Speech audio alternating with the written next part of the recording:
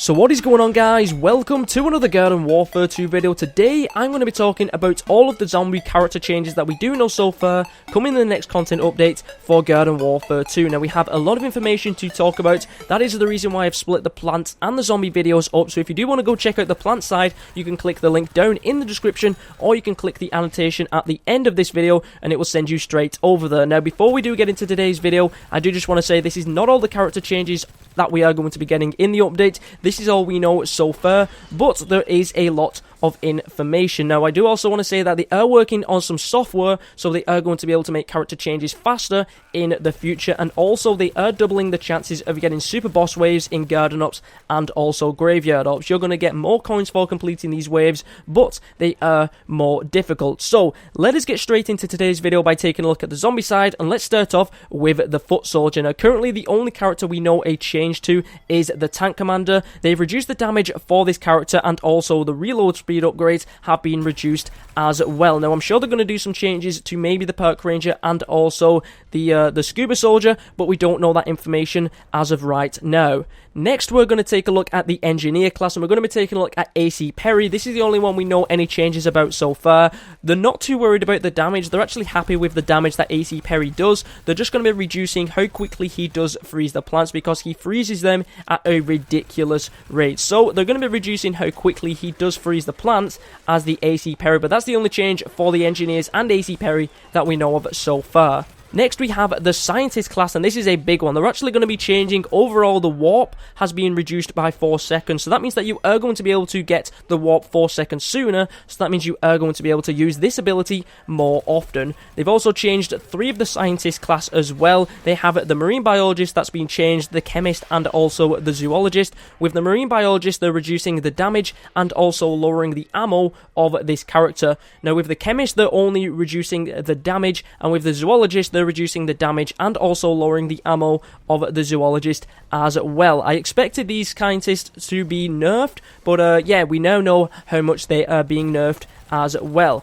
We don't have any information on any of the All-Stars yet, so we're going to move straight over to the Imps, and this is a big one as well. Now, they're actually retuning the hitboxes for the Imp class when he's moving. They're making the hitbox slightly bigger, so that means it's easier to hit the Imps when they are moving, because as you probably know, when Imps are moving around, they are so difficult to hit. So they are going to make it that little bit easier to be able to hit the Imps when you are playing as a plant. They've also reduced the initial cooldown for the mech by 30 seconds, so that means when you do start up a game, the mech is already going to be 30 seconds ability loaded in, so that means you are going to be able to spawn the mech in sooner initially when you do start a game, and that's mainly benefiting Team Vanquish, because they did say a Team Vanquish game on average lasts about 6 minutes, so you may only get one chance to use your mech. So using this, having it so that you can initially get your mech in 30 seconds sooner, will help to maybe get your mech out twice in a Team Vanquish game. And also the final thing for the Imps mech that they've changed as well is that the cooldown, or the kind of battery power that you do have your mechs,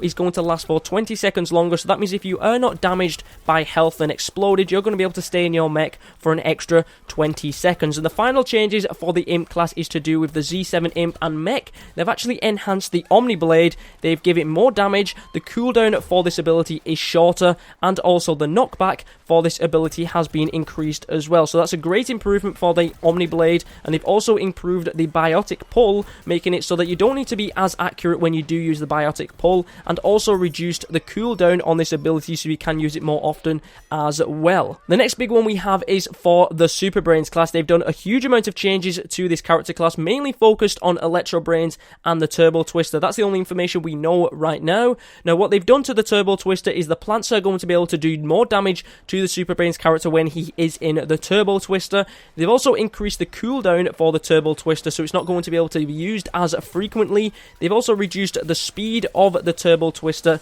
as well, and also the Super Brain character cannot cancel the Turbo Twister as well. So there's a huge change to the Turbo Twister. Hopefully it's going to be a lot more balanced now, and Super Brain's character is not going to go in there, use his Turbo Twister, and take every single plant out in the game. And the next change they have is for Electro Brains. Brains, I'm sure most of you knew there was going to be a change with Electro Brains, and there was actually a bug in the game that was making him do double damage to the plants, and also the damage was inverted, so that means that he did more damage to the plants that you wasn't actually targeting rather than the ones that was surround you. So that means that you did more damage to the ones around you than the one they was targeting. So they fixed those issues that was in the game, and also just retuned his overall damage in the game as well.